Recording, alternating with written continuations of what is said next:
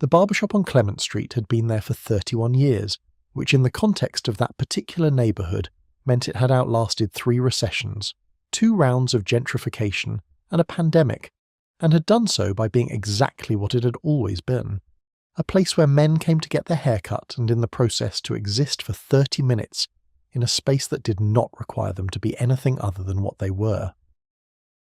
The chairs were the old kind, heavy and chrome, the kind that barbershops stopped buying sometime in the 80s because they cost too much and lasted too long to be good for business. The mirrors ran the full length of the wall. The waiting chairs along the opposite wall were vinyl and had been repaired with electrical tape in 2 places, which somehow added to rather than subtracted from the shop's authority. It smelled the way barbershops smell, the particular combination of clippers and talc and whatever product the barber had last opened, and the sound was the sound of clippers and conversation and a radio somewhere in the back playing something that nobody was quite listening to but that nobody would have wanted turned off. On a Saturday morning in October, the shop had 4 customers waiting and 2 in the chairs, which was a normal Saturday morning. The barber's name was Marcus Webb. He was 44 years old, the second Marcus Webb to run this shop. His father had opened it, had run it for 22 years, had handed it to Marcus when his hands gave out, and had died 3 years later with the particular piece of a man who was seen to what needed seeing to. Marcus had his father's hands, large, certain, quick, without being hurried, and his father's approach to the work, which was that a haircut was never just a haircut, and that the conversation that accompanied it was part of what a man paid for and part of what Marcus owed him. If you have ever asked a simple question and received an answer that changed the air in the room, that made everyone present stop what they were doing and simply be still, comment the word witness below. Because what happened in Marcus Webb's barbershop on a Saturday morning in October is a story about the questions we don't think to ask and what we find when we finally do. The old man came in at 10:20. He was the kind of man who arrives in a room without announcing himself, no particular sound to his entrance, no quality of presence that immediately redirected attention. He was 77 years old, medium height, lean in the way of men who have always been lean, wearing dark trousers and a flannel work shirt with the sleeves rolled to the elbow. His hair was white and needed cutting. He signed his name in the walk-in ledger that Marcus kept on the small stand by the door, legible, unhurried, the signature of a man who writes his name the same way every time, and took the open waiting chair at the far end of the row, the one closest to the door, which is where people sit when they want the option of leaving to remain visibly available. He did not take out a phone. He sat with his hands on his knees and looked at the middle distance in the way of a man who is comfortable in his own company and has been for a long time. His name in the ledger said, E. Cross. The men waiting around him were the ordinary Saturday cross-section of that neighbourhood. A man in his 30s in a delivery company jacket reading something on his phone. 2 younger men talking to each other about a game that had happened the night before. A man of about 50 in the clothes of someone who works outdoors and was treating the wait as a rest he didn't get enough of. Nobody paid the old man particular attention. He had the quality of stillness that makes certain people easy not to notice, which is a quality that some people develop by accident and others develop by long and deliberate practice. Marcus finished with his current customer, accepted payment, and called the next name. The outdoor worker came to the chair. Marcus worked through the cut with the efficient attention of a man who has done this enough times that the mechanical part requires very little of him, freeing the larger part of his mind for the conversation, which he considered the more important work.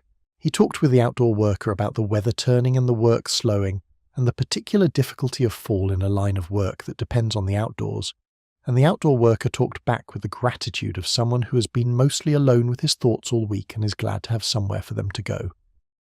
The cut finished. The outdoor worker paid and left. Marcus called E. Cross. The old man came to the chair with the same unhurried quality he had brought to the waiting, sat down, settled, looked at himself in the mirror with the neutral expression of a man who has long since made his peace with his reflection.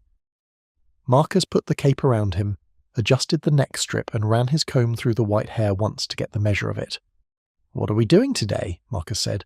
"Short," the old man said. "Same as last time, wherever I was."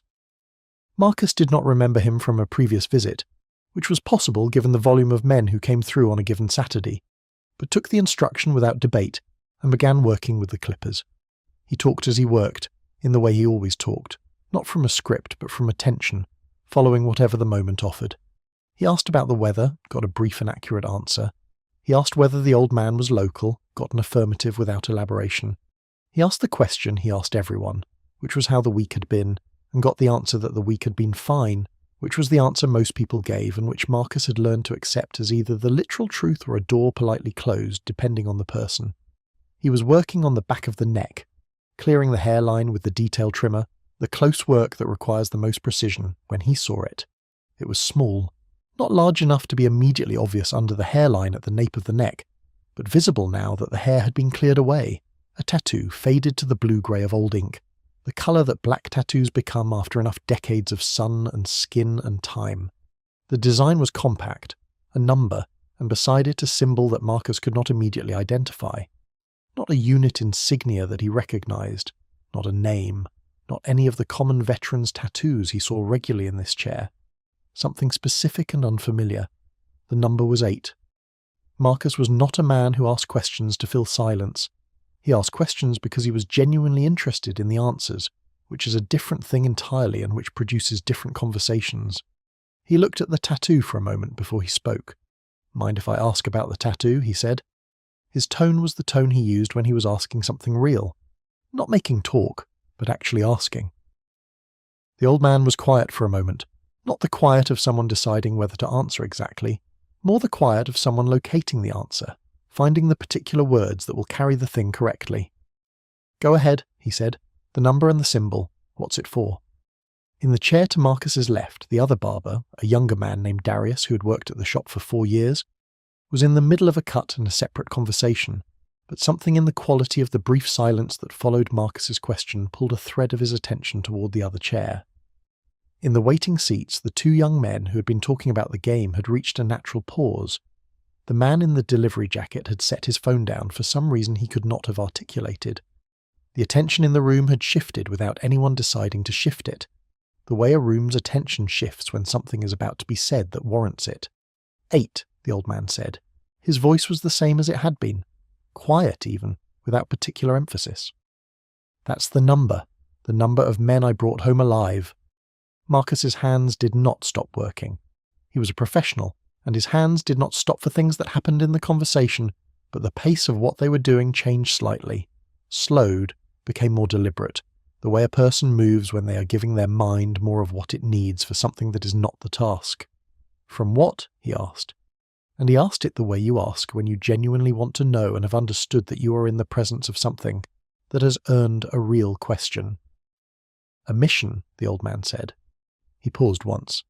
"A mission that was not supposed to have any survivors, including me." He said this without drama.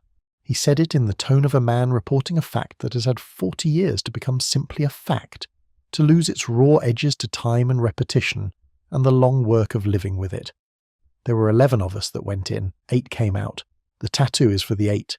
Not for me, I don't count myself." He looked at his hands resting under the cape. "The symbol is for the unit. We're not supposed to have ever existed technically, so I kept it small." The shop was quiet. Not the quiet of people who have run out of things to say, but the quiet of people who have been given something and are holding it with appropriate care. The quiet that a room achieves when it has been made briefly larger by something true. Darius had stopped his own conversation entirely. He was still working, hands still moving, professional, but he was listening with the full-body quality of a man for whom what is being said has activated something specific. He was 36 years old. He had done 8 years in the army, 2 deployments, had left at 32 and found his way to this shop through a combination of circumstance and the counsel of a veteran service organisation counsellor who had told him that people skills and precise manual work were things the army had given him, and that there were civilian applications. He was good at the work. He was also good at recognition, had been trained in it, the habit of identifying significant things quickly from limited information, and something in the word structure and the dates implied by the old man's age and the symbol on the back of his neck had registered as something he needed to examine more closely. "What year?" Darius said from the next chair. He said it quietly, not intrusively, the way you enter a conversation when you've been on the edge of it and have something real to contribute. The old man glanced in the mirror in the direction of the voice. He looked at Darius with a brief, accurate assessment of someone who reads people quickly. "83, he said. Darius's hands paused on his customer for just a moment. 1 moment. Then they resumed.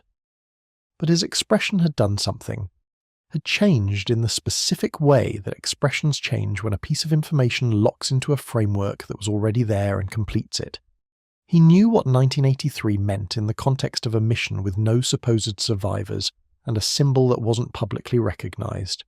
He knew it because he had been told about it, not officially, not in any training, but in the way that things that are not officially acknowledged sometimes travel through the communities of people who were adjacent to them, who knew someone, who heard something, who understood the shape of the thing, even without the official confirmation. "Grenada," he said. The old man looked at him in the mirror again. This look was different from the first one. Longer, more specific.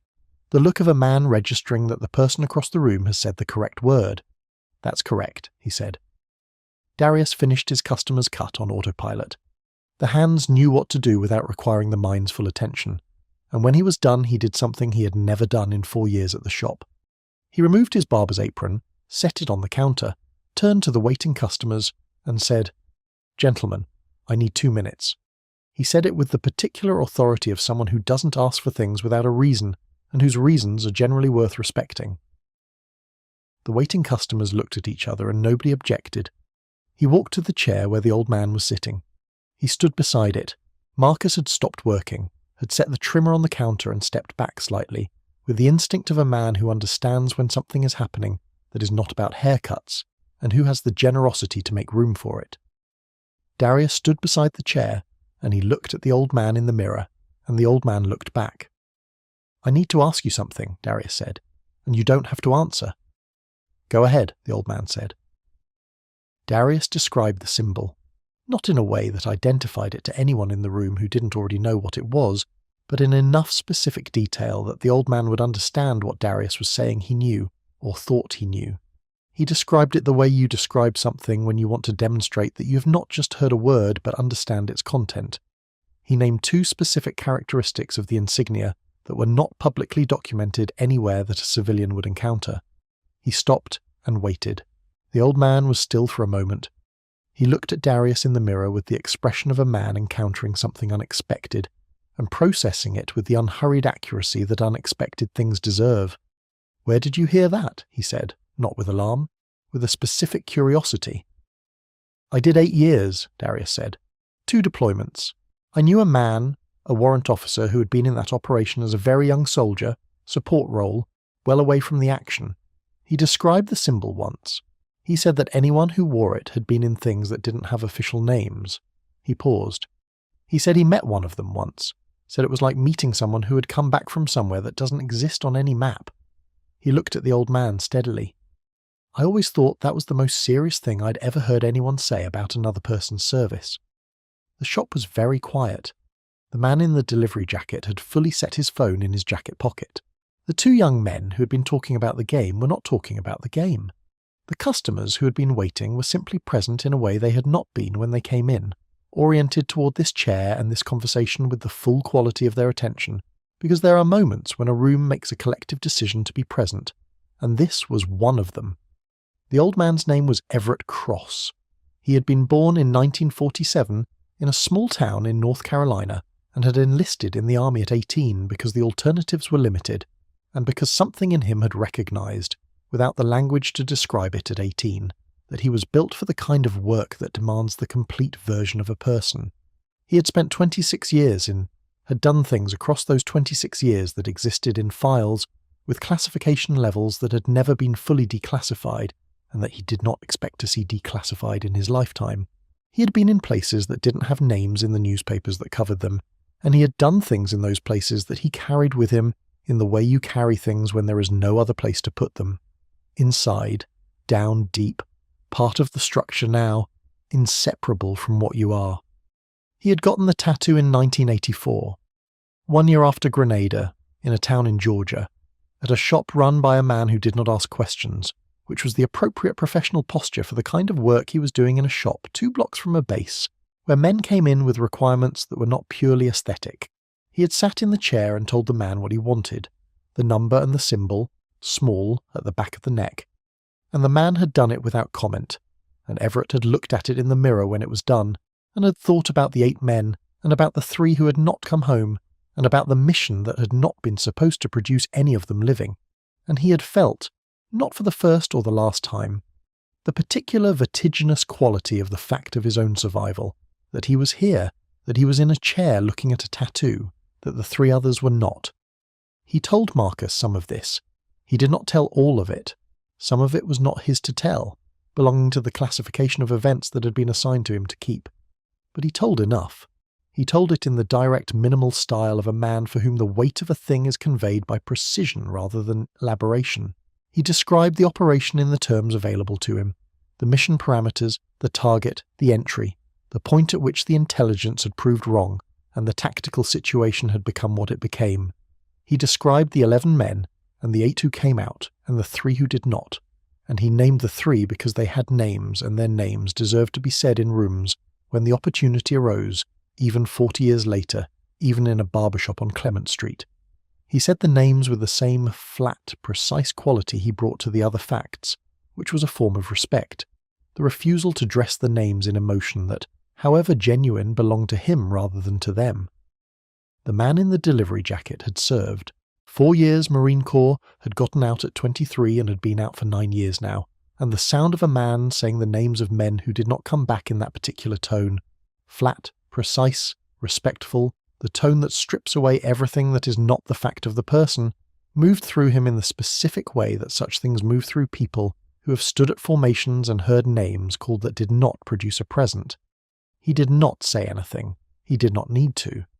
What he felt was in his posture, in the quality of the stillness he was maintaining, in the way he was looking at the back of Everett Cross's chair. Darius had pulled a chair from the waiting row and placed it near the barber's station. He was sitting in it, forearms on his knees, in the position of someone who is listening with his entire body. He had questions. Not many, because he understood that questions should be proportional to what you have earned the right to ask. And he asked them with the careful precision of someone who has been trained to extract necessary information without extracting more than is needed. He asked about the 8 men. He asked whether Everett knew where they all were now. He asked, and this was the question that Marcus, listening from behind his counter, would think about for weeks afterward, whether Everett had stayed in contact with them. Everett considered this last question for longer than he had considered the others. 2 of them are gone now, he said, in the last 5 years. Natural causes, both. One of them I talked to every month until he died. The other one I had lost contact with and only found out afterward. He paused. The remaining 6, yes, we are in contact, not constantly, but when it matters. He was quiet for a moment. When one of us has a medical situation, when one of us has something difficult, when one of us needs to say something to someone who was there. He looked at his hands again, which were still under the cape, and then looked back up at the mirror. There's a kind of conversation that can only happen between people who shared a specific thing. It doesn't have to happen often, but it has to be possible. I think that might be the most important thing military service gives you. Not skills, not training, not any of the things that are on the official list. The people with whom a certain conversation is possible, people who were there. The shop was still quiet. The radio in the back was still playing something nobody was quite listening to, and it had been playing the whole time, but the sound of it had receded entirely, had been displaced by the quality of attention the room was bringing to this chair, to this man, to these words, which were not dramatic and were not asking for anything, and were simply the accurate description of something true. Marcus spoke from behind the counter.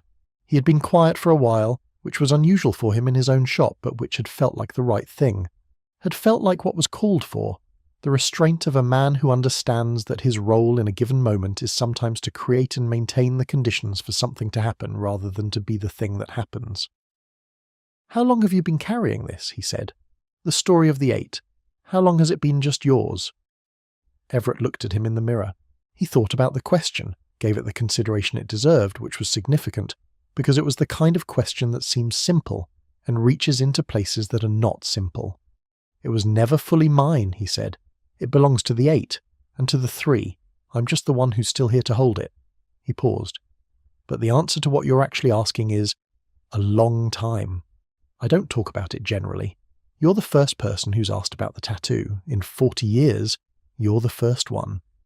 Marcus was quiet for a moment. He thought about his father, who had also had a tattoo that Marcus had not understood until he was old enough to ask about it, and had found, when he asked, that it opened a story he had not known was there, that his father had been carrying something Marcus had been standing next to his whole childhood without seeing. He thought about the men who came through this shop every Saturday, the delivery jackets and the work clothes and the quietly expensive weekend clothes of men who did well enough during the week to dress down on Saturday, and about what they were carrying that was not visible, the things that would come out if someone asked the right question with the right tone, the stories that were simply waiting for the room to be ready for them. "Nobody asked before today," Marcus said. "Nobody asked," Everett confirmed. Not with bitterness. There was no bitterness in his tone, no residue of resentment at 40 years of walking around with a number on the back of his neck that nobody inquired about, simply the accurate statement of how things had been, delivered without judgment. People see a tattoo on an old man, and they make an assumption about what it is. A name, a date, something personal and private. They're right that it's personal. They don't always ask because they don't want to intrude. He was quiet for a beat. I respect that. I'm not saying they were wrong not to ask. I'm just saying, when you did ask, I found I wanted to answer. I think I have wanted to answer for a while. I just needed someone to ask the question. One of the two young men who had been talking about the game, he was 24, worked in logistics, had not served but had a brother who was currently deployed, said something then. He said it quietly, not performing it, not making a show of the saying, "Thank you for what you did." He said it the way people say things when they have decided that the social awkwardness of saying it is smaller than the wrongness of not saying it, which is the correct calculation and which not everyone is willing to do. Everett looked at him in the mirror. He said, "Thank you for saying that," and meant it, not as a social formality but as the actual reception of something that, it turned out, 40 years had not diminished his capacity to receive. Darius stood from the chair he had taken. He stood in front of the barber's station, facing the mirror, so that Everett could see him. "I want to shake your hand," he said, "if that's all right." Everett looked at him for a moment, the specific look of a man accepting something that is being offered correctly, in the right form and for the right reason. He reached out from under the cape and Darius took his hand and shook it, and the handshake had the quality that handshakes have when both people mean them. Brief, firm, complete. No performance. The real thing. "I want to ask you something else," Darius said when the handshake was done. "Do you mind? Go ahead. The 8 men, the ones who are still here, do they know? Does it mean something to them that you have the number, that you put it there 40 years ago?" Everett was quiet for what was, by the standards of this conversation, a long time. He looked at his hands under the cape and then at the mirror and then at some middle distance that was not the mirror and not the shop. He was locating something, finding the right form for something that had not been put into words before or not often.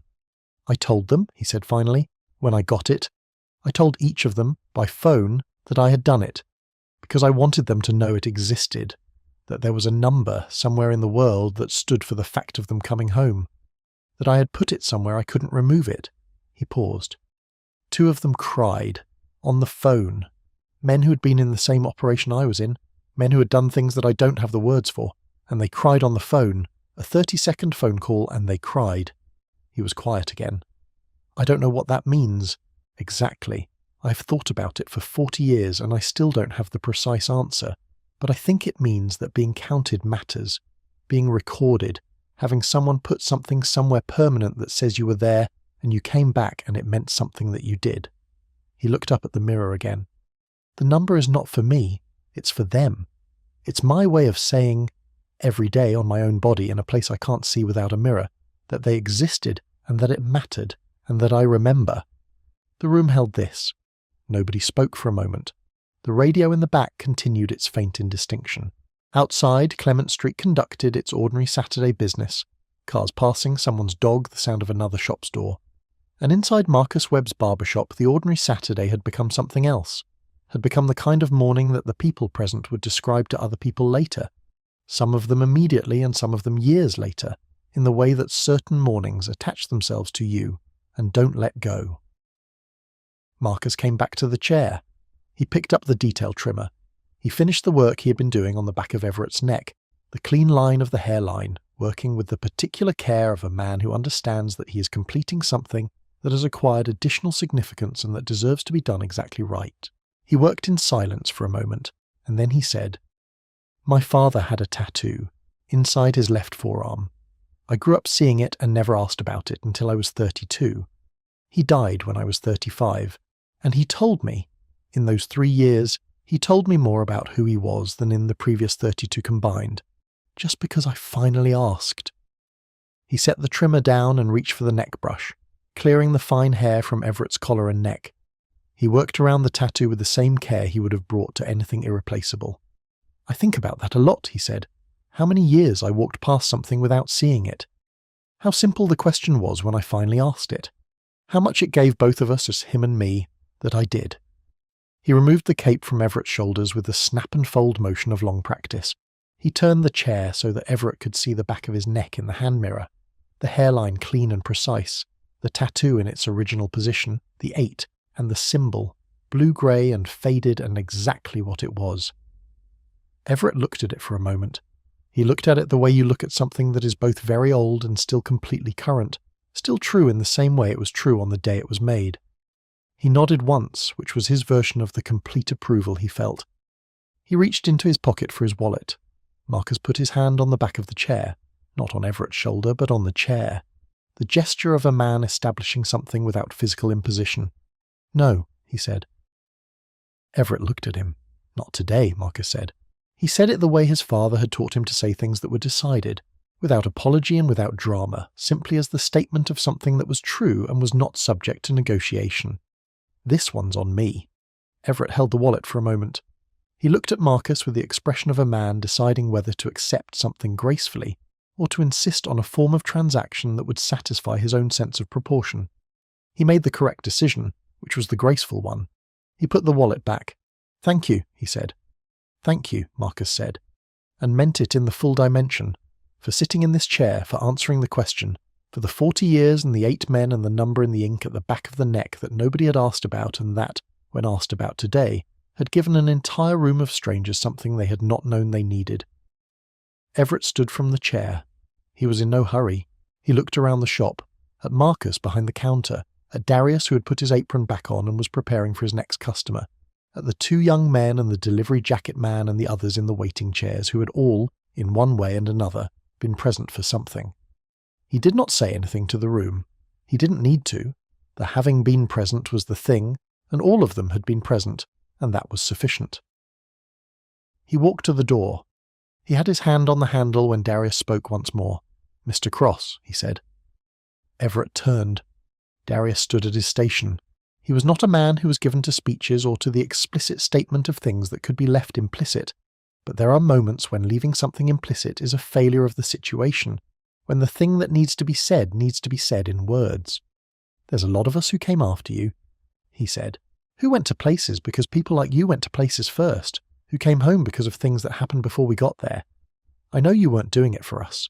You were doing it for the mission and for the men and because it was your job and because you were the kind of person who did your job completely." He paused. "But it mattered to us anyway. It mattered in ways you don't know about and probably never will know about. And I want you to know that someone who came after you is telling you that." He looked at him steadily. "Because I think those things should be said out loud when the opportunity comes up." Everett Cross stood at the door of the barbershop on Clement Street, and he held this. He held it the way you hold something unexpected that has arrived with the full weight of what it is, that has not been diminished by its unexpectedness. His expression did not change dramatically. He was not a man whose face dramatized what he felt, had not been for a long time. But something shifted in it. Something settled, or resolved, in the way things settle when they have been waiting a long time for the condition that allows them to do so. "Thank you, son," he said.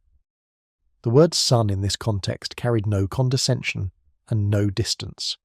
It was the word used by men of a certain generation and a certain formation to address younger men who have said something that has landed correctly, that has crossed whatever gap in age and experience exists and delivered itself whole. It was a word of recognition. Darius received it as such. Everett went out the door. The bell made its flat sound.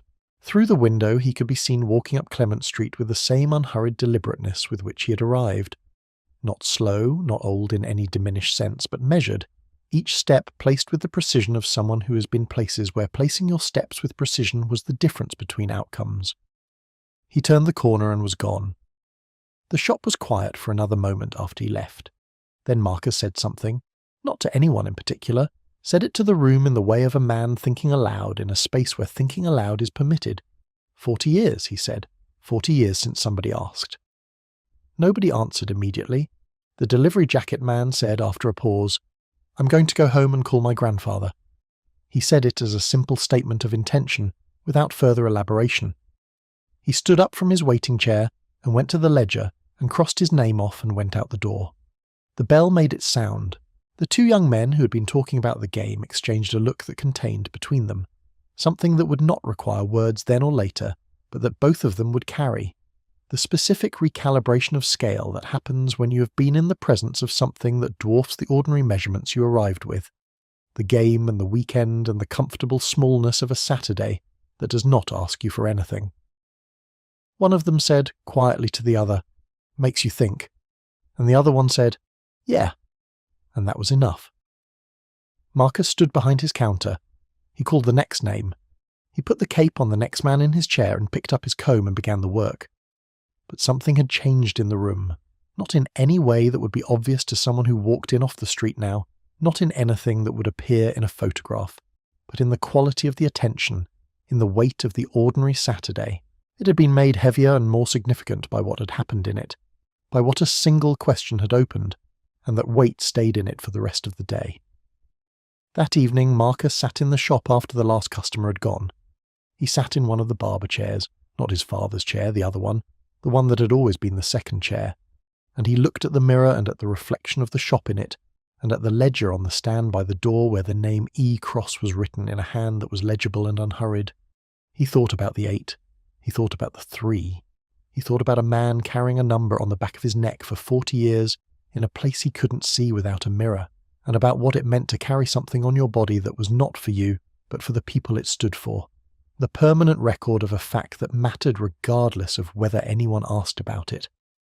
He thought about his father's forearm, about the 3 years of conversation that a single question had opened, about his father's face when Marcus had asked, the expression that he had not understood then and had spent 10 years since understanding more fully, which was the expression of a man discovering that a room he had sealed a long time ago was still accessible, still had everything in it, was still willing to be entered if someone was willing to open the door.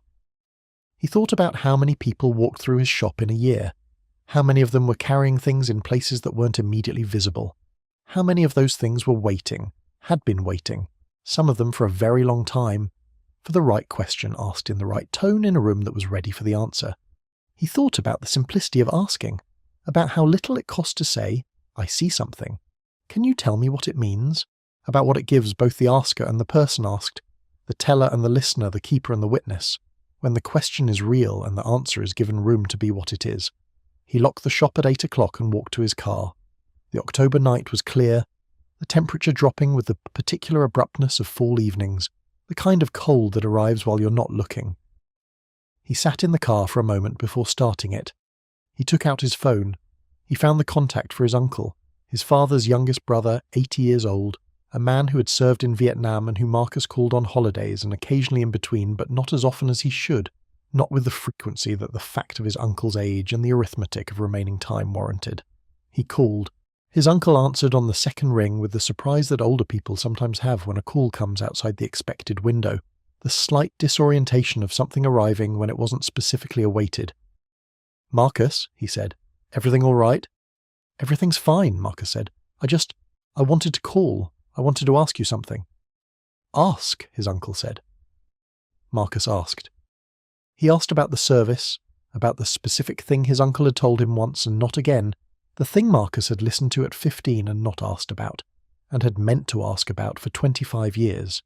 He asked with the tone he had learned from his father and refined in his shop, the tone of genuine interest, of actual wanting to know, of making room for whatever the answer needed to be, and his uncle was quiet for a moment.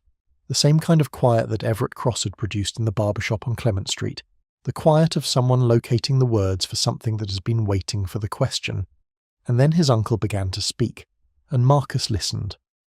and outside the October night conducted its business of being October, cold and clear and lit and indifferent, while inside the car on the dark street, a man in his 40s listened to an old man tell him what needed to be told, what had always been there, what had simply been waiting, like everything waiting for someone to finally ask.